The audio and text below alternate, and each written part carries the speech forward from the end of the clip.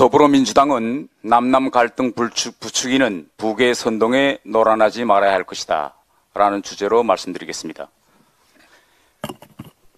북한은 어제 김여정을 내세워 윤석열 정부를 향해 차마 입에도 올리기 거북스러운 막말로 조롱하며 국민들은 윤석열 정권을 왜 그대로 보고만 있는지 모를 일이라고 했습니다.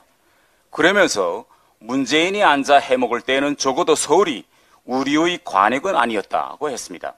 김여정의 담화는 올해 4월 서울의 주요 표적을 괴멸시키겠다고 한 북한군 고위 인사의 담화에 이어 김여정이 직접 서울을 타깃으로 거론한 노골적 협박이고 28년 전에 이미 서울 불바다를 운운했던 북한이 최근 전술핵 운용부대를 전방에 배치한 데 이어 속초 앞바다에 탄도미사일을 발사한 형태로 볼 때 그 위협의 현실성은 과거에 비할 바가 아닙니다. 더 나아가 윤석열 정권 퇴진 시위를 벌이고 있는 한국 내 일부 세력의 주장에 올라타 현 정부를 흔들려는 상투적 대남 선동입니다. 그런데 김여정의 대남 갈등을 부추기는 선동에 대해서 어제 더불어민주당이 이상한 입장문을 내놓았습니다. 민주당 대변인은 북한이 서울 관역 발언을 처리하기 바란다고 하면서도 지금의 악화된 남북관계는 현 정부의 책임이다. 정부와 여당은 더 늦기 전에 극단으로 치닫는 남북관계를 개선하기 위해 대화에 나서라고 했습니다.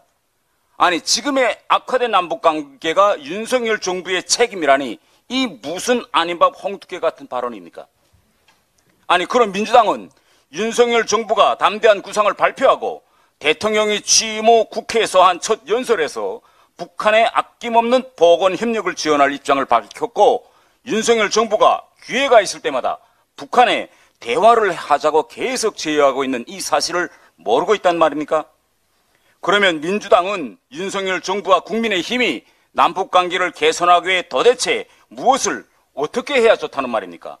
문재인 정부 때처럼 김정은 남매의 심기를 항상 살피면서 일사분란하게 움직이기를 바라고 있습니까?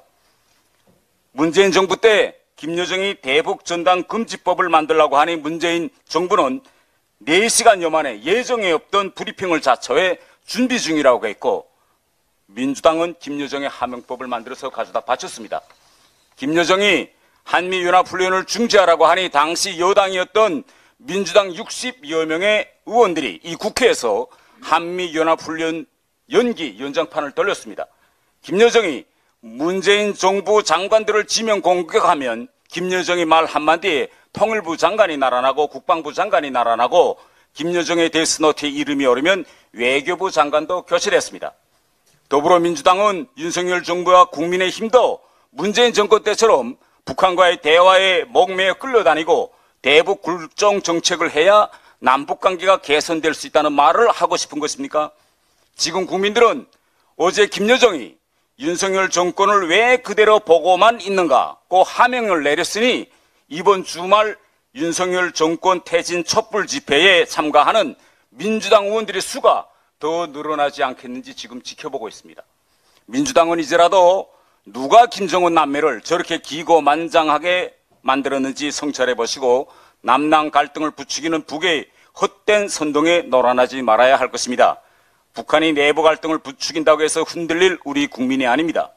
그리고 민주당이 뭐라고 해도 윤석열 정부와 국민의힘은 절대로 대북 굴종 정책을 하지 않을 것입니다.